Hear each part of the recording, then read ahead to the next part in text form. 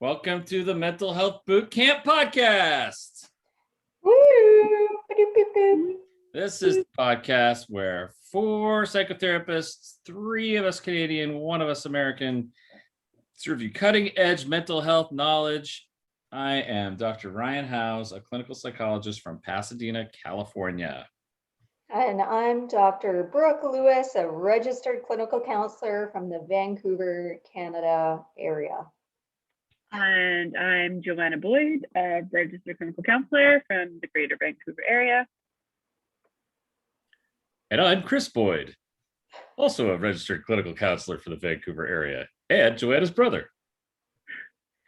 Good Hi, one, Ryan. Well done. That wasn't really Chris. No. Chris has decided to take the night off, which is his loss, I will say. Yeah. Too bad. Too bad, so sad. Too bad, so sad. We will have to fill in with Chris-isms whenever we can. Neurobiology, sure. Some neurobiology, some quotes from famous researchers or whatnot. We'll have And to connecting it somehow to evolutionary psychology. Those would be the key points. Is that what he does? Did you mention a lot of evolutionary psychology? I know the neurobiology for sure. Yeah, neurobiology and evolution. He seems to go down that realm quite often. Well, okay. I'll keep my ears open for opportunities to throw in a Chrisism or two. It's too bad he's not here because tonight, actually 2 days ago, was the 1-year anniversary of the Mental Health Boot Camp Podcast. We did it! We did it, you guys. We did it. A full year. This is our 51st episode right now. Believe that? Wow. So we only missed 2 weeks last year. Yeah, somehow. Like it was probably because Christmas. Yeah, like holidays or something, but really didn't miss much. Yeah. That's just wild. Because the other one was just recently when you were on vacation, Ryan. Yeah, right. No, I think we've done pretty good because if it's usually if we can't record on the Thursday or whatever day, we usually just bump it up a few days. We've done pretty good with moving things around. So yeah, but that's really impressive. Go us. Yes, go us. That's fun. We should get some confetti poppers. Really celebrate this moment. We should celebrate the moment. This is a big deal. It's kind of shows a lot of commitment to stick with this for a year. It's true. And unfortunately, we are now out of topics. We only had 50 topics to cover, so that's all there is of mental health. Good night, everybody. No, it's not true. There's plenty more to talk about. We haven't even scratched the surface of a lot of the areas of mental health we could certainly be covering. So, well, I feel that in each of our podcasts, we go through and realize we're just scratching the surface on that one question, right? There's so many different offshoots and areas that we could dig into. Yeah. So true. Yes. Yeah. And some Thank topics. you to our listeners as well. I want to give a shout out to our listeners, whether you're new and you found us, whether you're some devoted listeners of ours. We appreciate it. We do appreciate it. Appreciate it a lot. It's really cool. It's fun to look around. We get kind of some general statistics from the website that we use to publish this podcast, and we get to see where people are listening in from around the world and around each of our countries, and we're just commenting now. We get people are coming in from different places all the time. It's kind of cool to see where people are tuning in from.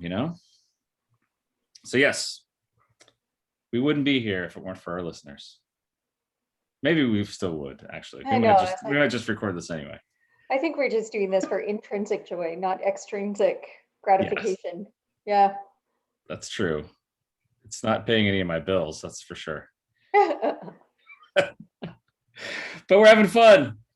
And And I'll make the request one more time. If you, was one of our worldwide listeners, have something you'd like us to discuss, please just drop us a line. Give us your idea. I'm sure we would be happy to cover it. We've done that a few times over the year. Someone wanted to listen about attachment and I think mindfulness, a few other little topics that people have written in about, and we're right on it.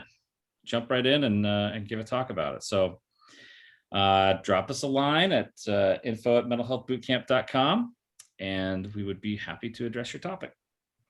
It could be just devoted. Think about that. Your very own topic on the podcast. Ooh. Yes. Pretty cool. Also, we should mention our book that we're going to be reading, right? Mm-hmm. I've downloaded the book. I haven't started reading it yet, though. And it is called, what is it called? What Happened to You? What Happened to You? Yeah. Yes. By Dr. Bruce Perry and Oprah. Yeah. Yes. So I'm looking forward to that. You know what's fun? Sorry to interrupt you, Ryan. Is that I got an email. I follow. I don't know who this person is. It's like this is mentallyfit.com or something, but it's a random email. But I guess they do a therapist book club, and the book of the month is What Happened to You. The same one we're doing for our book club, and it looks like Dr. Bruce Perry will be joining them for live Q&A at the end of their group reading of the book. So I think that's something we should take a look at. Yeah, definitely. Pretty cool. But I think it was just good timing. Yeah. Wow. It must be the book to read right now. It's great. Yeah. Good pick, Joanna. You're really rocking it with the book selections. My suggestions have been falling flat. I think you can only move up from here from Black Swan. It's all good. Yeah. We'll see. Onward and upward. That's all right. We're having fun with this. I enjoy the book club. I think it's fun. And I thought last week was a great discussion. I thought so too. Even if we weren't all so jazzed about it, it was still about the book itself. It was a good discussion about it. I agree. Nice. Okay, so kicking off year 2 of the Mental Health Bootcamp podcast, we retain our format of an ambush. One of us knows the topic, the others do not. And tonight it is Joe who gets to be in charge of the topic. It's me. It is I. It is you. It is you. Okay. Well, you ready to send it across the border? I am ready. Kicking us off. Are you ready for it? I am ready. Let's do it. Beep, beep, beep, beep, beep, beep, beep, beep, beep. Okay. Woo. Okay. I know. I don't think that was a good face. Get your caffeine going, everybody. This is a big one. Joe. This is good. I think it sounds a lot more complicated than I think it is. It sounds to me a little bit like out of this world, but I actually think I don't know. I don't think it's that complicated, but we'll see. We'll see what you think. Okay, let's go. Here we are. Is what we perceive reality or just a construct of our minds? Can our minds correctly interpret reality, or is reality subjective? This is a very deep philosophical question here, and cognitive psychology for sure. Is what we perceive reality or just a construct of our minds? Can our minds correctly interpret reality, or is reality subjective? Whew. It's a humdinger. Sure is. Joanna, where is this question coming from? I just sent it to you 2 books so you can read it if you need to look back at it. No, it totally, I was just kind of trying to brainstorm and come up with some different ones. So it's not like this one just came to me. The reason why it jumped out is because, I don't know, I think it's relevant. I think how we see the world, some would say, is greatly influenced by kind of, we all have our own filters of how we see the world, and based on a few different factors that we can go over. And so I just think it's interesting how, we can experience and witness the same things, but it can impact us differently. And so, yeah, I just thought it'd be an interesting topic to see, and there's not, see what each of us thinks. And yeah, I just thought it'd be an interesting conversation. So definitely more of a conversation topic, that's for sure. Yeah, because I guess, so the first thing that pops into my mind, or sort of the first kind of thing that's popping in there, I feel like there is a huge element of subjectivity to it, but there's also, like, if it goes too far, then you're being delusional, So we could talk about eyewitness testimonies and studies on that, right? Like, so, or the experiment with the gorilla walking through the group of people who are like tossing a ball back and forth, and and whether or not you actually saw the gorilla, right? And so, yeah, like we could all three of us witness an event and remember the event differently, but that doesn't make it less real. But there is a point where it goes so far into the subjective where it becomes actually not real anymore and becomes delusional. Like hallucinations, visual or auditory hallucinations, I should say. Not quite delusions. Yeah. Ryan, what are you thinking? Wow, I'm thinking, how we usually have to go and define terms and things like that. So I feel like we gotta start fresh. I spent a long time teaching Psych 101, which was really a lot of fun. Taught Psychology 101 at the community college level, which you guys just call college, right? Junior college, like 2 years of after high school. I don't know. Anyway, doesn't matter. Anyway, yeah. Anyway, so and always, whatever textbook you use, chapter 2 is always sensation and perception, where it goes into, okay, here's how, this is a psychology course, right? Here's the way that your body senses and perceives the world. So it talks about, like, the eye and the receptors in your eye, the rods and cones that take in the images and the light and the dark and the colors. And then how does your ear hear things, and how does your skin, how do you feel things and touch and taste and all this stuff. And it breaks it down into the science of how we perceive things, how we take something in. But even as we're sensing things, then there has to be this other step of you trying to make sense of it, right?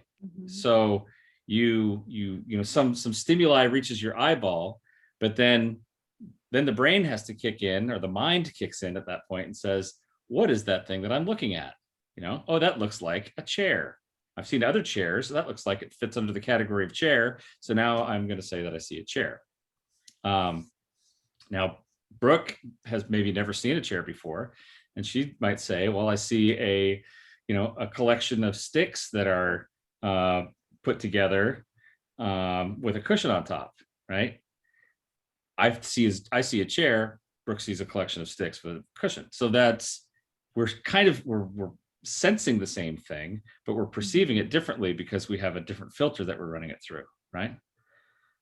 So it all becomes it gets kind of tangled up there, because then we may have different, she may be colorblind, or I may have be very nearsighted. So now we're even sensing things in a different way.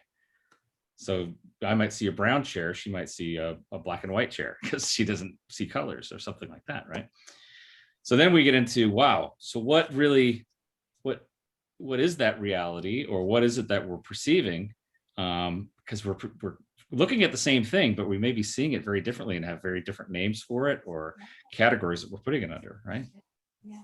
I'm actually, Ryan, as you're discussing this, and like the perception of the item and whether or not you're going to call it a chair or collection of sticks, I'm actually reminded of Ariel from The Little Mermaid in her collection of items with her fork that she's using to twist her hair with. Anyways, Because she doesn't have all the words. I'm just actually really thinking about, Little Mermaid right now. Great. There we go. I should have shown that in my class. That'd have been great. Yeah. But if you had to describe the thing, it would be some sticks with a cushion on top. So aren't you seeing the same thing? It's just someone has called it something. Like Brooke might call it, actually, that's the sticky city thing. And you're like, actually, it's a chair, but you're actually still seeing the same thing, unless you are colorblind or something like that, right? Sure. Yeah. So that's right. Unless we have a visual problem or we're seeing it from a completely different angle or something like that. So the sensing, it would be just the data that's coming in, and the perception is what meaning are we ascribing to that, right? Like what are we calling it? Or speaking of eyewitness testimony stuff, like there's kind of a famous thing of just the usage of words and how that can color the way that we perceive something, right? So someone's on the witness stand and the lawyer says, how fast was the car going when it collided with the person, right? And then how fast was the car going when it slammed into the person or something like, just using different words there. Someone's going to crank up their the miles per hour or kilometers per hour that you perceived, because you're framing it differently. And there's many different examples of how that sort of thing works. Well, I think you also bring up an interesting piece of this where, like, sure, you can perceive objects, chairs and forks and whatnot, but you just switched over to perceiving an event or an interaction or an experience. And so psychologically, I mean, welcome to what we're doing in the therapy room so often is understanding how somebody has perceived an experience and whether or not that was the truth or reality of the experience, or if it was the perception that became distorted, right?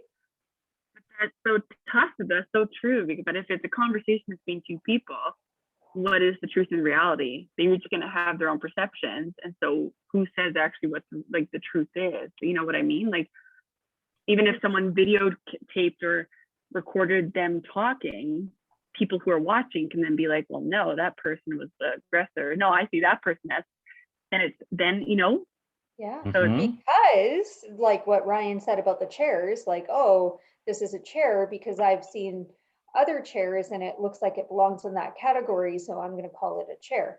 So in an interaction, let's say it's somebody and the person believes that they're being accusatory or something, but the brain is going to work in a similar manner where it's going to pick up cues. So nonverbal signals or tone or the words being used, facial expressions, body language, all of these things, and match it with historically experiences that they've had. So just like the pieces of the chair and the collection of chairs, if this person has this tone or uses these words or looks a certain way, because of my history of all these times, perhaps a parent or a teacher or friends did that, you're then going to assume what that means. Absolutely. That's going to filter your perception, right? It's going to filter your perception. That's where it gets pickly, because that other person that maybe wasn't the intent, maybe that's not where they're coming from, but somebody has perceived it in that manner based off of previous experiences that they've had. Yes, that's a great one. And I think we're probably gonna have to talk a bit about trauma and like abuse and stuff as well when talking about this, because I think that's another area where we may be able to define what makes something trauma and what isn't. So let's say that I come to you and I say, hey, I was driving for work today and I rolled my car and the car is totaled, right? And you might hear that and go, oh my gosh, you must be traumatized, right? because you rolled your car and it's totaled. Oh my God, that must have been a traumatic event for you, right? And then I say, I'm a stunt car driver and I do this for a living, right? So is that traumatizing for me? I mean, based on like what you were just saying, Brooke, like my history, my background, this is what I do for a living. It's kind of a regular day at the office, rolling a car. No, I'm probably not going to be traumatized. For someone else that's never happened to them before, that could be traumatic. But just saying that it's automatically trauma because it was this certain circumstance isn't going to fly for everybody, right? Yeah. Yep. I don't know. Are there things like, could we say, would reality be the same thing as fact? Like the sky is blue unless you're colorblind, or I don't know if there was like or if there was like proof of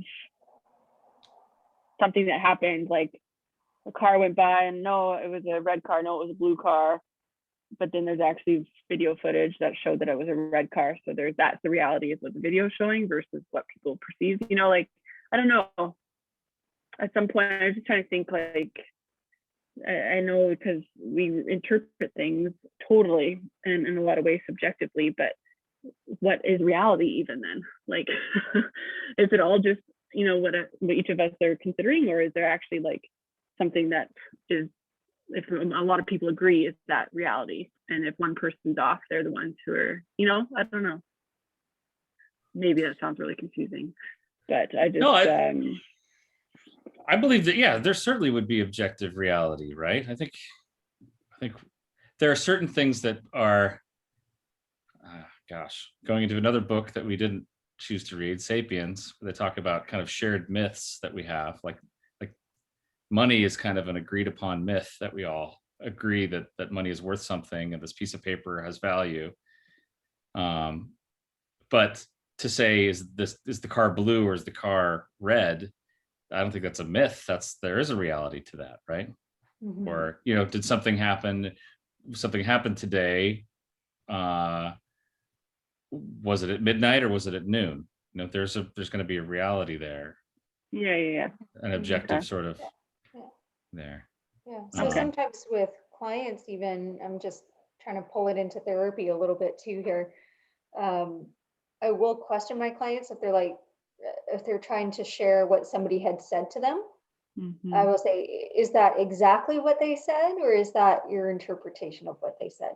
Because often it's not the exact words that the other person had said, right? Mm-hmm. And then that's going to imprint onto us in a different way. Yeah, it is. So starting to question that. Yeah. Or even the perception of like they were yelling at me, but sometimes it's like you try to feel like but they may try to people just to like volume wise just raise their voice, a bit, but for some it'd be like they were yelling. So sometimes I'm like, okay, you try to have to ask a little bit. Totally. Or they were blaming me, they were angry with me, all of these, and you say, well, what exactly did they say? Yeah, interesting. Speaking of therapy, when I first started as a therapist, it was pre-text message, right? But now, oftentimes in session, someone will say, "Oh, and I had this talk with my boyfriend," or whatever it might be. And did you talk? Oh, it was a text exchange. And then, well, let's go through that text exchange. Let's actually read the actual words there, because there may be some subjective pieces going into that once we kind of explore it and try to be a little more objective about it, we might see, oh, it's not that he was being a jerk, he's just confused, or it's a misunderstanding or something like that, right? It's because your perception of, say, the text conversation is also going to be skewed on your own emotional state while you are reading it. So if you are in a calm place emotionally, you might read it one way, versus if you just rolled your car and your nervous system is kicked on and you're sitting at the hospital and you're reading it, you're probably going to read it a different way. True. Mm-hmm. Yeah. Wow, this is a big topic. So I would vote, Joe, I would vote that there is an objective reality. But that once we perceive that reality, it's going to go through some filters, and some things are, and depending on how much we're bringing to that perception, that reality may be distorted. Yeah. And perception is then, going to have a different. I'm also thinking like, oh wow, the moon's really big right now. Sorry, I was distracted. It's peeking out behind a tree. It looks beautiful. Oh, for real? I thought you were giving an example. No, I'm just like distracted by the moon peeking behind the tree. But my example was going to be music. Like if you were to break down music, you can say objectively, these are the instruments and this is the vocals and these are the words that they're singing, if there are vocals at all, or if it's whatever that might be. But then your interpretation, like, is this good music or bad music? Do I enjoy it or not enjoy it, is still a reality, but everyone's like that's going to shift between people, right? That's going to be more subjective, right? Yeah, exactly. Whether you enjoy it or not is going to be subjective. And then I don't know about if it's good music or bad music. That one could even be argued, because there's experts in the field that would be able to say it's good for these reasons or bad for these reasons. They might be able to critique it better than the average Joe, regardless of like the genre. Sure. Yeah, but right, the value, the goodness or badness of it is going to be more subjective. Yeah. You may even take a vote and get 99 people to agree that it's a good song, but does that make it a reality? That's still going to be subjective, right? So let's apply this to memory, because speaking of the eyewitness testimony, right? And what we talk about a lot in therapy, people are talking about things from either their week or their childhood or 5 years ago or something like that, where they're recalling something, and usually these are events that they believe, impacted them in some way or transformed them or, set them on a particular course.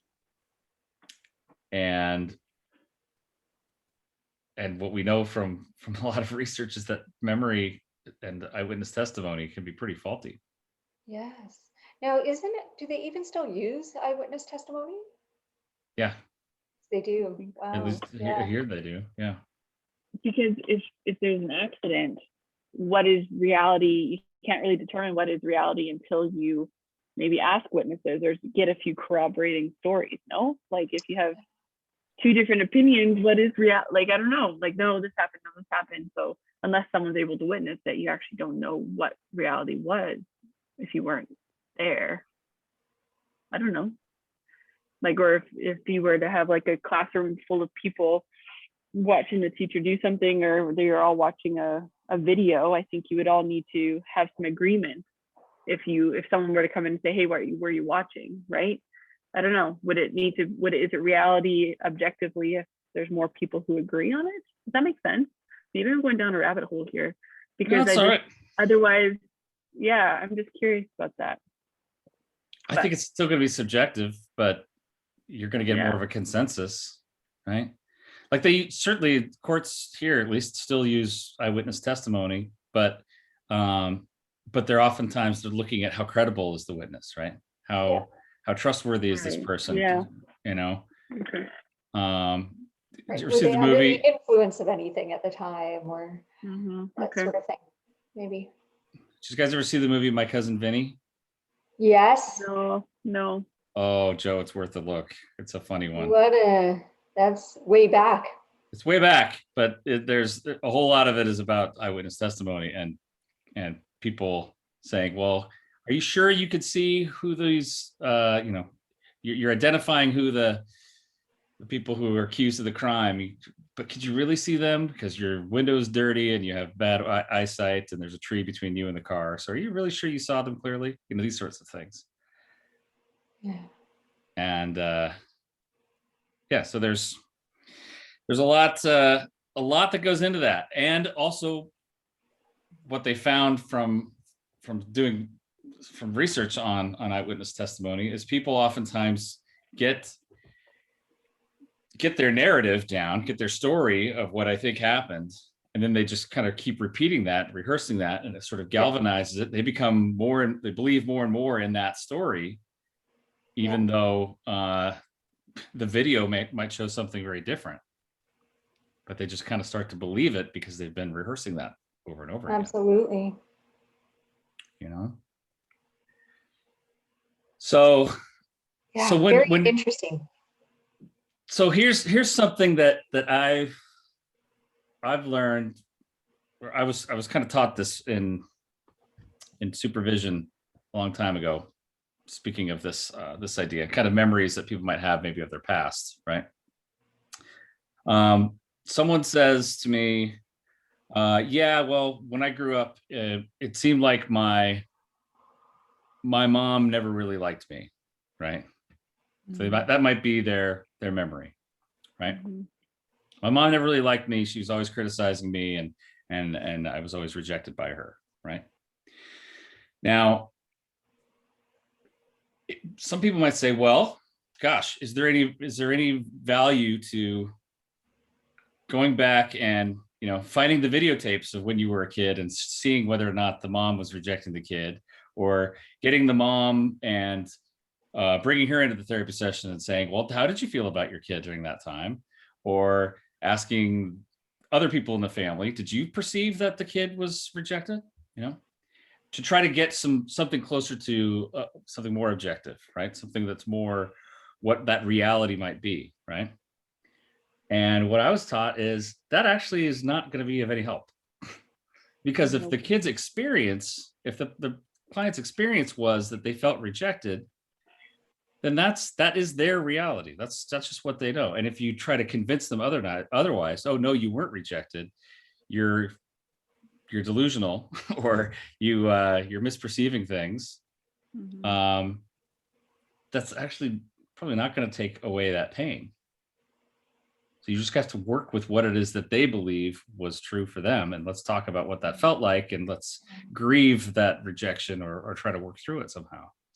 Yeah, I agree with you, Ryan. Yeah, as for therapy, we want to work with the process, not the content, if that makes any sense. You don't want to get caught in the content of someone's story or proving it wrong, or like it's just not helpful to even operate at that level. You want to dig a little deeper and examine what that must have felt like, and how has that influenced life since, and how is it influencing life now. And maybe we can help pick apart experiences that are happening now to assess, are we perceiving these based on our past, or are we perceiving them for what they are, or is there a negative pattern that's repeating over and over, and can we break that apart? Because part of what we do, we do want to identify someone's mistaken beliefs about themselves and challenge those if they're negative and unhelpful, right?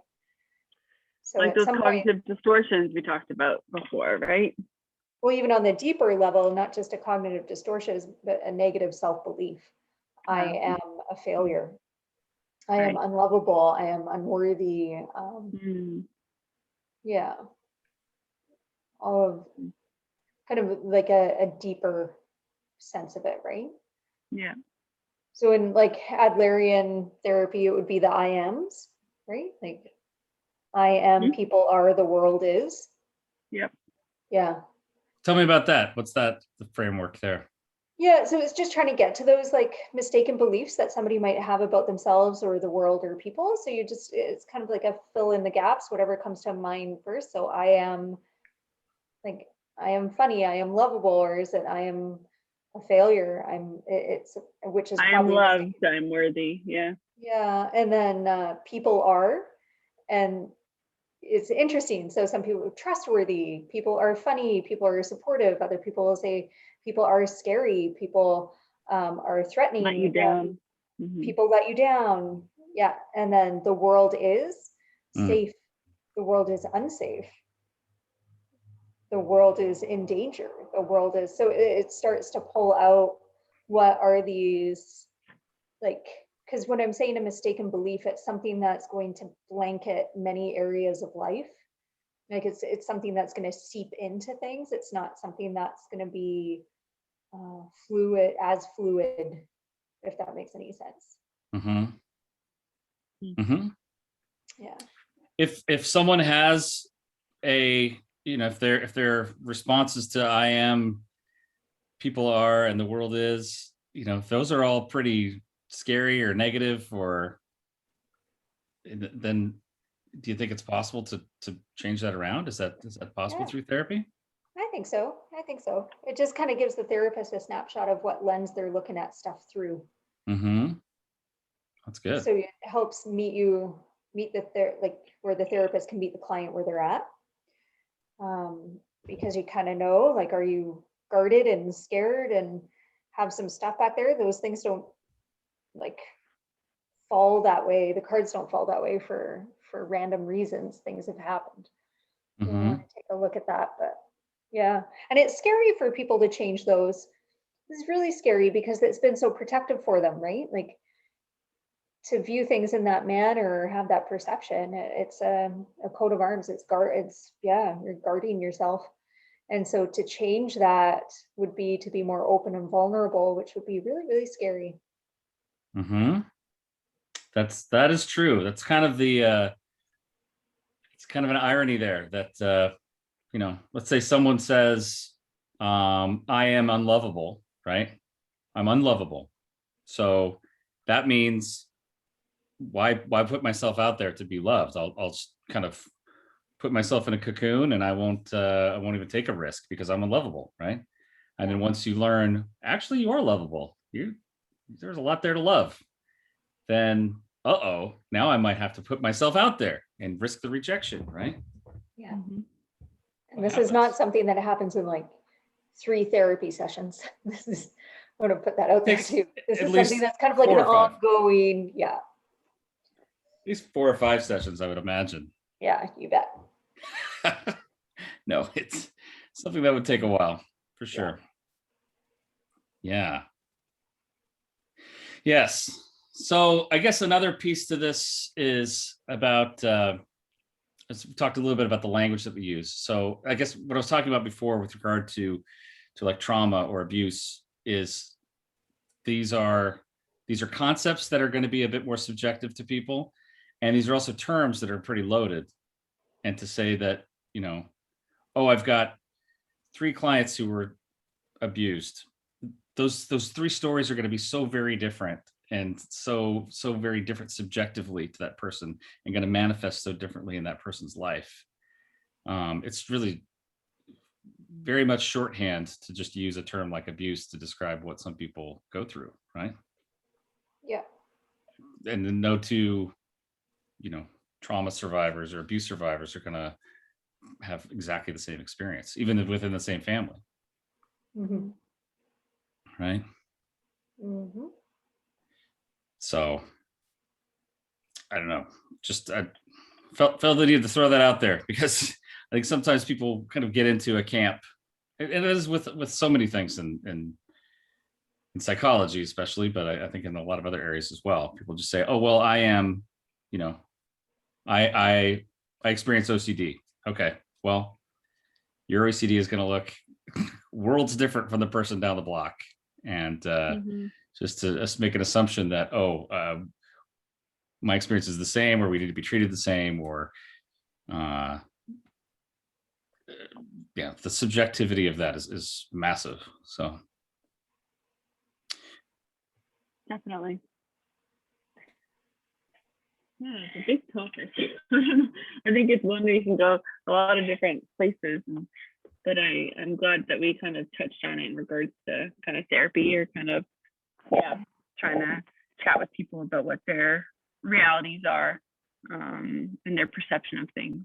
That's important. It's definitely a super interesting topic. just swinging back to the memory stuff. Ryan, do you remember, it must be in the textbook still, maybe, but there was this study with, I think it was when they showed people pictures and it like primed them, and one of them would be like, I think they brought in their own family photos or something, and then the researchers slipped in a photo of like a hot air balloon ride. And then they asked the client, like the participants, like after, oh, do you remember, or when you were a child, did you ever ride in a hot air balloon? And the people that genuinely hadn't, like the group that didn't have them slipped in, or if somebody had and remembered it, then that would show, but they would all say no. But the people, the group that did have the photo slipped in, they said, yes, I did. And this is what happened. They had a whole story about their hot air balloon ride when they were little. And the brain just filled in the gaps. Wow. It was like so crazy. Joanna, do you remember that study a little bit? I think I just relate to that. I think some people is, whether they see pictures or something like that, like from when they're younger, and they almost create these memories, but it actually wasn't something they remember. They've just been told so many stories or whatnot. But yeah, I think it's very interesting. Yeah, it's super interesting. So it's interesting too with memory work, like if there is a photo or a memory that comes up, we want to pay attention to those as therapists, or I do. I don't know if Joanna, if you do as well. It's also an Adler thing, like early recollections and memories. But it's interesting because if you actually write them down and pay attention to them as a therapist, and then you do a bunch of clinical work, and then you can swing back and in future sessions and ask the client to recall the memory again, and they'll like if you've done some work on it, they might recall the memory differently. So they will perceive that memory differently because the brain has now like kind of put it into a different, like the brain is viewing it in a different way now. That's great. Yeah, it's super intriguing. Kind of what we're hoping for, right? Yeah. Goes from a category of horrible, horrific, terrifying to a story of resilience and overcoming. That'd be wonderful. Yeah, absolutely. Right. Or if it was one of maybe something happened and it was embarrassing, or there was a abandonment or something like that, and then looking back, it might be one of compassion or one of love or one of forgiveness, or because maybe now the client can see more, have more perspective, or see different elements of it, or view other people in that memory in a different way, right? And it takes that emotional power away from it. That's great.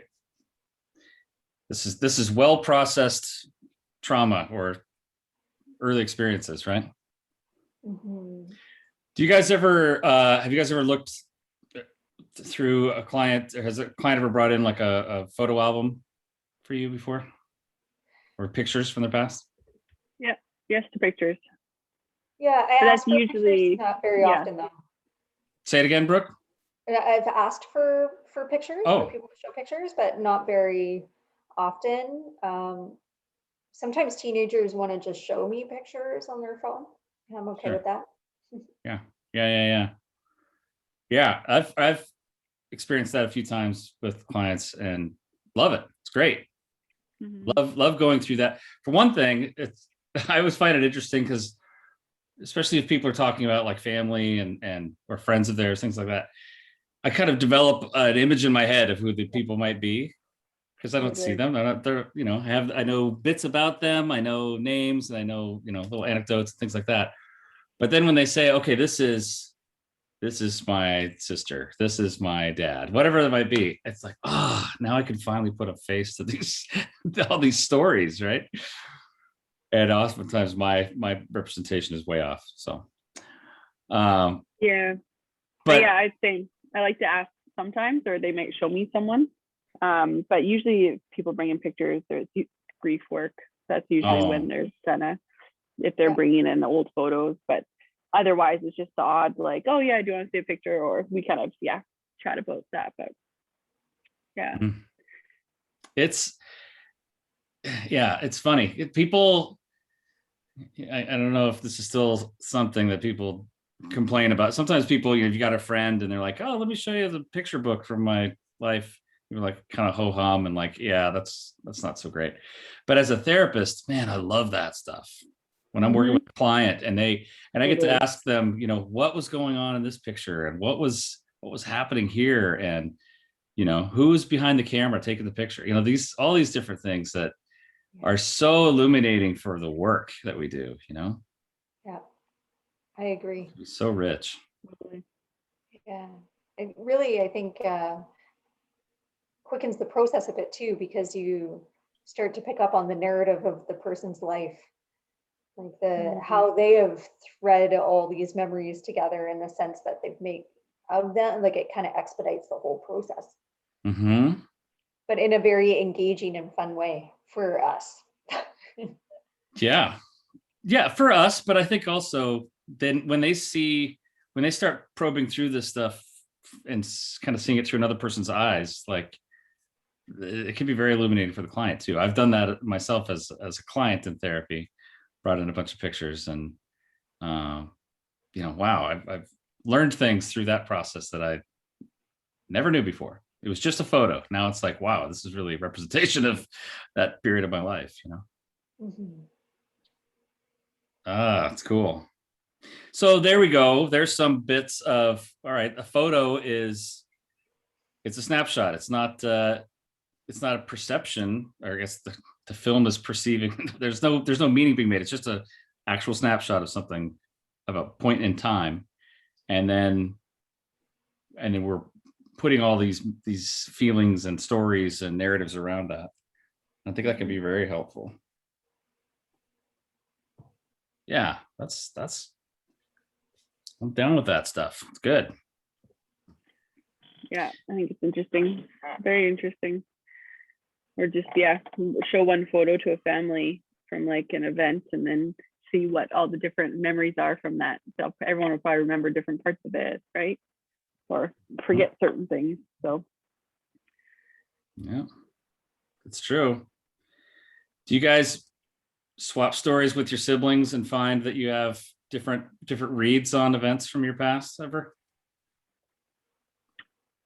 For me, it's mostly, I just sometimes forget a lot of stuff. Like I'm like, oh yeah, I totally forgot about that thing, or don't even remember that. So yeah, I think maybe not so too far back, but more recent things would be kind of chatted about, or different parts of that. But yeah, there hasn't been anything significant that I can think of where it's totally different take on an event. Yeah. Just more like different moments of it. That's all. Not like an overall temperature of the event. Kind of not like that was awful, or that, no, that was great. It's just more of the different parts of it. Yeah.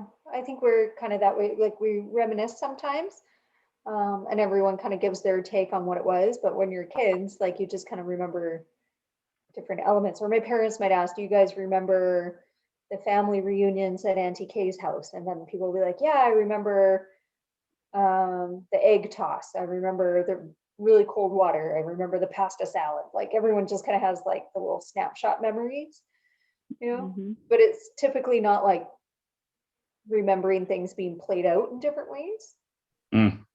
More of an essence of, I remember really liking it or not liking it, and these little pieces. It's interesting. Sometimes the stories that with my siblings and I, it's the actions get attributed to different people.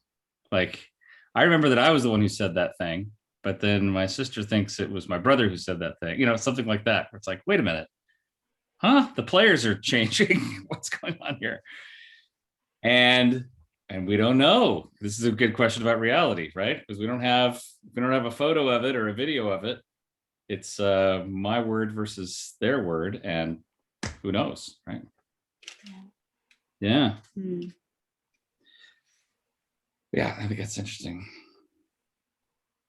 And another piece of therapy too, it's a lot of what I'd like to do in therapy is work with the client on our relationship, and oftentimes working with people for many years. It's like we have our own history, and sometimes we'll go back and talk about things that we talked about and piece together our memories of what happened. Or like, oh, we had this conflict this one time. Or client might say, yeah, I remember the one time that you said this to me. And I'm like, whoa, that's not what I said. Or I don't think I said that, you know? Or just, you know, maybe it was just a recent thing. Well, in the last session, you said that you think I should do this. I'm like, whoa, hey, got a couple of problems there. I don't usually tell people to do things. And also, I don't think I said that. So there's kind of dissecting what our different realities are there, I guess, the subjective realities of that, and trying to align that and also see what that means, you know. If you're perceiving me as being judgmental of you, is that something I need to take a look at as reflect on as a therapist? Or is that something that that maybe you're bringing in from your own past, you know? Have you been rejected by a lot of people in your life, or a lot of helpers or caregivers or authority figures or whatever it is in your life? And I'm just kind of the next one, kind of assuming I'm going to reject you or judge you. Mm-hmm. So we got to be ready as therapists to roll up our sleeves and talk about our own relationship with the client too. Very true. Mm-hmm. Which I find to be some of the richest work we can do, really. It's true. Yes. So, realities. Joe, did we answer your question?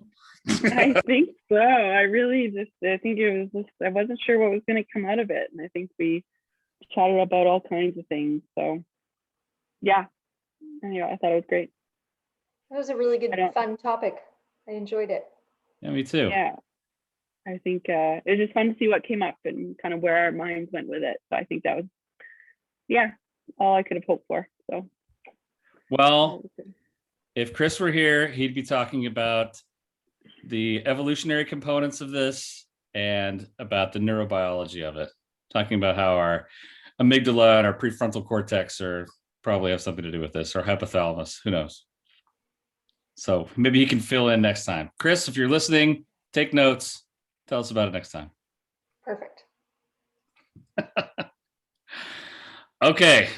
Well, great topic, Joe. An objectively great topic. Not even subjective. It was just objectively great. And that's it for us for tonight. So, hooray. Welcome to year 2 of the podcast.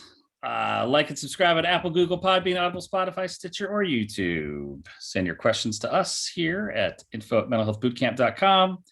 Visit us on Facebook or Instagram. Tell a friend or 50, or just remember to tell somebody. There we go. And that's all for us tonight. Good night, everybody. Good night. Good night.